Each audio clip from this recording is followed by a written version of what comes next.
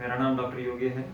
आज हम 14 जनवरी 2017 इस राष्ट्रीय संगोष्ठी में स्मार्ट भारतीय को मैनेजमेंट के लिए मुंबई से अर्थतज्ञ श्री के.जी. मंत्री साहब को यहाँ पर आमंत्रित किए हैं। इनका देश और विदेश में प्रशासनिक और आर्थिक सलाहकार के बहुत बड़ा 35 साल का अनुभव है। इन्होंने हाल ही में कोनॉमिक्स इस विषय के ऊपर काम चालू किया है। आज हमारे दर्शकों के लिए ये अपने मौलिक विचार और अपना संदेश राष्ट्र के लिए संबोधन करेंगे। मैं श्री मंत्री साहब को विनती करता हूँ कि आपके विचार हमारे दर्शकों के लिए सामने रखें। मूलतः डॉक्टर साहब ये इकोनॉमिक्स का विचार मुझे इस बात से प्रेरणा मिली कि गाय जो है वो पूरे ग्रामीण भारत की अर्थव्यवस्था को बदलने का और उसे आर्थिक रूप से मजबूत बनाने का मादा रखती है, क्षमता रखती है।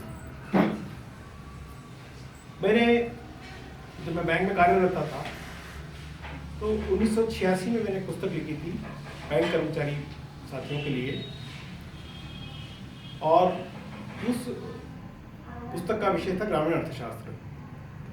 तब से लेके आज तक मैं निरंतर ग्रामीण अर्थशास्त्र से जुड़े हुए मुद्दों को अपने ऑब्जर्वेशन में रख रहा हूँ और मैं नियमित रूप से उन मुद्दों को समझने की कोशिश कर रहा हूँ।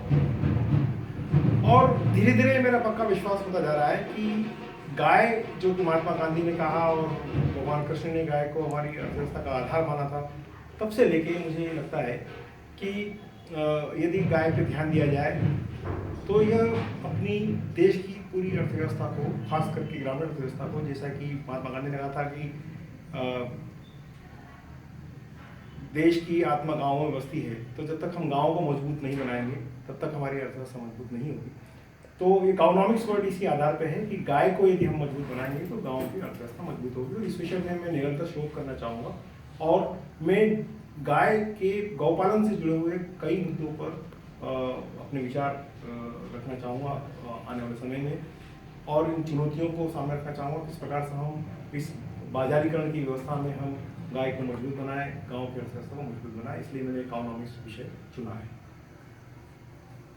मंत्री साहब, मेरा आपसे दूसरा सवाल ये है कि अभी हाल में आपने इतनी गौशालाओं को विजिट किया है, देशी गौवंश की क्या स्थिति है और आपका जो इकोनॉमिक सब्जेक्ट है इसका, वो गौशालाओं को या देशी गौवंश को क्या फायदा होगा?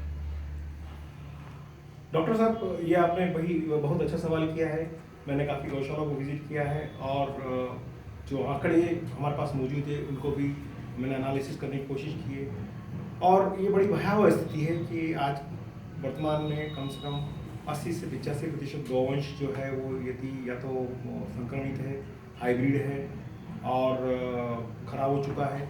देशी गौवंश की स्थिति बहुत खराब है। केवल हमारे 15%, 10 से 15% ही शुद्ध देशी गाय बची है, और अभी एक राष्ट्रव्यापी आंदोलन की जरूरत है कि हम किस प्रकार से देशी गौवंश को बचाएं और देशी गौवंश के संवर्धन का काम करें। इसमें चुनौतियां बहुत है, लेकिन डॉक्टर साहब, मेरा ऐसा मानना है कि देशी गौवंश के लिए आने वाला समय निश्चित रूप से स्वर्णकाल है, क्योंकि दुनिया में ये बात अब साबित हो चुकी है कि भारतीय और अफ्रीकन गाय ही केवल A2 मिल्क देती है, और न्यूट्रिशनल वैल्यू जो A2 मिल्क में भारतीय देशी गाय के दूध में है वो जर्सी और HF काउज के, जिनको हम एक्सोटिक काउज बोलते हैं, उनमें नहीं है। और इस बात की जैसे जैसे अवेयरनेस बढ़ती जा रही है, जैसे जैसे कंज्यूमर अवेयरनेस बढ़ेगी, वैसे वैसे मेरा मानना है कि ये स्थिति सुधरती चली जाएगी।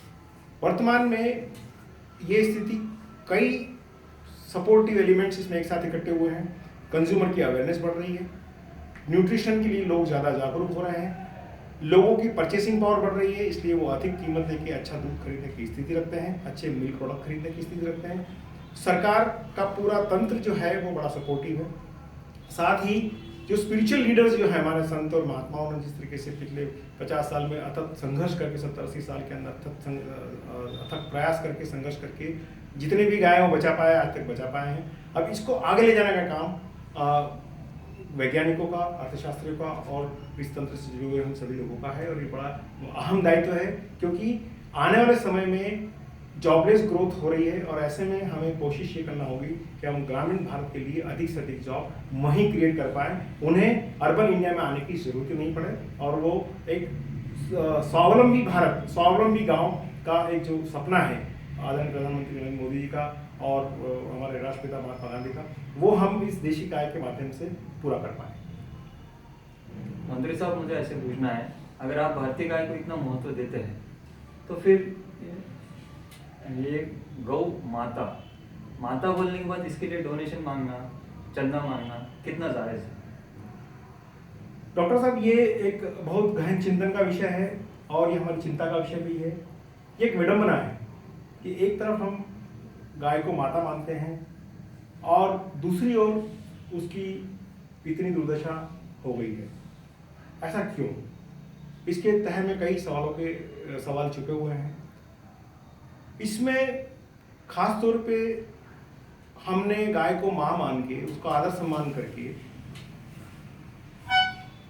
उसे अबला बना दिया है, जबकि गाय एक सबला प्राणी है। और मैं तो आपको कहना चाहूँगा कि यदि हम मनुष्य को रैशनल एनिमल बोलते हैं तो गाय डिवाइन एनिमल है। तो डिवाइन एनिमल को, एक सबला को, जो अपना परिवार खुद पाल सकती है, जो अपना परिवार पालने के बाद आपकी खेती को ऑर्गेनिक बना सकती है, उन्नत बना सकती है, जो आपको बड़े स्तर पर आर्थिक मदद कर सकती है। एक गाय 30 एकड़ जमीन को ट्रांसफॉर्म कर सकती है। ऐसी गाय को हमने चंदे के आधार पर चलने वाली गौशालाओं ने उसे कमजोर बना दिया है, अबला बना दिया है। ऐसा इसलिए है कि जो चंदे पे चलती है वहां पे कॉस्टिंग का कोई कॉन्सेप्ट नहीं होता है। दूध कितने भाव में पड़ रहा है, दूध कितने भाव में बिक रहा है, गायों की स्थिति कैसी है, गायों के संवर्धन पे कोई काम हो रहा है या नहीं हो रहा है, गायों की प्रजाति को उन्नत करने का कोई काम हो रहा है या नहीं हो रहा है, इस पे उनका कोई ध्यान नहीं है। इस प्रकार से ये अंधभक्ति ने हमारी गायों की दुर्दशा की है। गायों की स्थिति वैसी हो गई है कि जैसे हमारे परिवार में एक बूढ़ी माँ होती है और सब उसको माँ मानते हैं, सम्मान करते हैं, लेकिन उसके 3 बेटे होते हैं तो वो 3 बेटों के घरों में अलग अलग चक्कर काटती रहती है। 3 महीने एक बेटे के पास रहती है, 3 महीने दूसरे बेटे के पास रहती है। कहने को तो हम सम्मान करते हैं, लेकिन न तो उसकी बात सुनते हैं, न उसके आत्मसम्मान का ख्याल रखते हैं। तो ये हमारी पूरी की पूरी विचार के अंदर परिवर्तन लाना है, क्रांतिकारी विचार परिवर्तन लाना जरूरी है, क्योंकि गाय और गाय का परिवार बैल सहित ये कर्मयोगी है, ये कर्म करने वाले प्राणी है। इन्हें निकम्मा होना कभी पसंद नहीं है।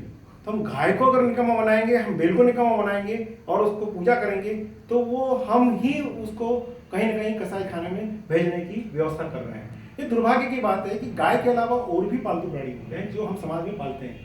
हाथी को भी हम पालते हैं, कुत्ते को भी पालते हैं, बिल्ली को भी पालते हैं, घोड़े को भी पालते हैं। इनमें से कोई कभी खाने में नहीं जाता, इनका कोई मांस नहीं बिकता, इनमें से कोई दूध नहीं देता है, ये कोई अर्थव्यवस्था की धुरी नहीं है। इसके बाद ऐसा क्यों? इनके लिए चंदे की जरूरत नहीं पड़ती है, केवल गाय के लिए चंदा क्यों मांगा जाता है?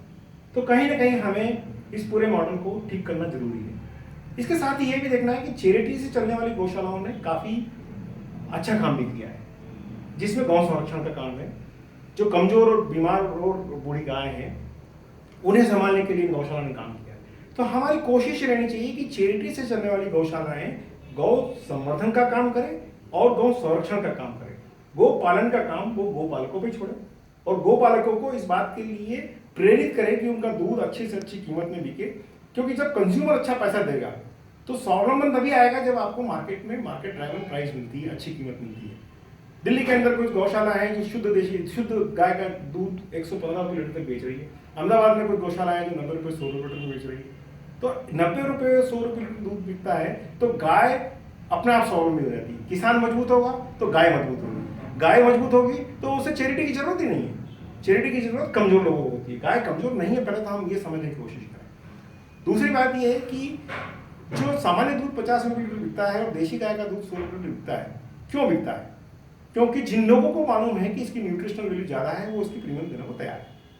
और दूसरी बात एक कड़वी है, इसको हम समझ लेना चाहिए कि जब देश में गाय ही 15% बची है तो ये देशी गाय गरीब आदमी के दूध का हिस्सा ही नहीं है। ये एलिट काउ हो गई है। तो एलिट काउ का मिल्क जो है आपको एलिट वर्ग में ही एक बार मार्केटिंग करना चाहिए। जब एलिट वर्ग इसको कंज्यूम करना चालू करेगा, जब वो प्रीमियम देना चालू करेगा, तो अपने आप हम गाय की कीमत तोड़ना चालू करेंगे और धीरे धीरे धीरे ये जो उल्टी गंगा बह रही थी, ये वापिस साइकिल, ये विशेष सर्किल था, ये वर्चुअस सर्किल में बदल जाएगा और आने वाले 10 से 15 साल के अंदर हम पूरी गाय की प्रजाति को ठीक कर पाएंगे, ऐसा मेरा विश्वास है। मंत्री साहब, मुझे अब लास्ट क्वेश्चन आपको ये पूछना है, इस इंटरव्यू के माध्यम से जो कंपनियां कॉर्पोरेट सोशल रिस्पॉन्सिबिलिटी में काम करना चाहती हैं, मेरे एक सवाल में 3 सवाल है। CSR के लिए आप क्या बोलेंगे? दूसरा है गौशालाओं के लिए आप क्या बोलेंगे? तीसरा, आपने एक शब्द कहा है मार्केट ड्रिवन इंडस्ट्री, यानी एनालाइजिंग कंज्यूमर बिहेवियर। तो इसके लिए जो लोग कमर्शियल A2 मिल्क प्रोडक्शन में जाएंगे, उनके लिए आपका संदेश क्या है? देखिए, इसमें एक कंबाइंड अप्रोच की जरूरत है। जैसे कि भारत सरकार ने राष्ट्रीय गोकुल मिशन की घोषणा की है। राष्ट्रीय गोकुल मिशन के अंदर गांव को डेवलप, ऐसे गांव को चुना जाएगा जहां पे देशी गौवंश आधारित गौशालाएं डेवलप की जाए। इन गौशालाओं में मैं चाहूँगा कि कॉर्पोरेट सेक्टर अपनी कॉर्पोरेट सोशल रिस्पॉन्सिबिलिटी के माध्यम से इन गौशालाओं में परमानेंट इंफ्रास्ट्रक्चर बनाने में, ट्रेनिंग और डेवलपमेंट में यदि इन गौशालाओं पे खर्च करता है, तो ये गौशालाएं आगे जाके सस्टेनेबल एम्प्लॉयमेंट जनरेशन का माध्यम बनेगी। तो ये कॉर्पोरेट सोशल रिस्पॉन्सिबिलिटी में हम कहीं समाज को सशक्त बना रहे होते हैं। तो मेरा कॉर्पोरेट से निवेदन है कि वो हर गांव के अंदर, जो छोटे छोटे गांव हैं, उनकी जनसंख्या के आधार पे, मेरा सोचना है कि यदि 5000 व्यक्ति का गांव है तो वहाँ 500 गाय होना चाहिए। यदि 500 गाय है तो 500 गाय 1500 एकड़ 15,000 एकड़ जमीन को ठीक करने की क्षमता रखती है। ऑर्गेनिक खेती वहाँ हो सकती है। तो ये एक बड़ा क्रांतिकारी बदलाव आएगा यदि कॉर्पोरेट सोशल रिस्पॉन्सिबिलिटी के तहत जो पैसा सरकार के पास आ रहा है, यदि हम इसको वहाँ पे लगा पाए, हम लोकल एम्प्लॉयमेंट भी जनरेट कर पाएंगे और ये काफ़ी बड़ी व्यवस्था रहेगी। दूसरा, जिस प्रकार से अमूल एक एग्रीगेशन का मॉडल लेके आया है, मिल्क एग्रीगेट करते हैं, और हाल ही में A2 मिल्क के ऊपर काफ़ी शोध हुई है, तो ऐसा लगता है कि इन कंपनियों को भी A2 और A1 मिल्क जैसा न्यूजीलैंड में और ऑस्ट्रेलिया में अलग अलग ब्रांडिंग में बेचा जाता है, यदि यहाँ बेचा गया तो किसान प्रेरित होंगे, वो देशी गायों पर ज़्यादा फोकस करेंगे और विदेशी गायों पर कम करेंगे। मंत्री साहब नमस्ते। आप इस राष्ट्रीय संगोष्ठी में अपना संदेश, आपने 9 राज्यों से आए हुए पूरे लोगों को एक संदेश दिया है, राष्ट्र के नाम एक संदेश दिया है, सरकार के नाम एक संदेश दिया है, कंपनीज के नाम एक संदेश दिया है, और जो लोग अब तक कुछ मिसअंडरस्टैंडिंग में नॉन साइंटिफिक व्यू से गाय का व्यवस्थापन कर रहे थे, उनके लिए आज के पूरे इस संगोष्ठी में विषय तो रखे हुए थे। इसका समारोपन आपने अर्थशास्त्री के नाते से बहुत अच्छा समापन किया है।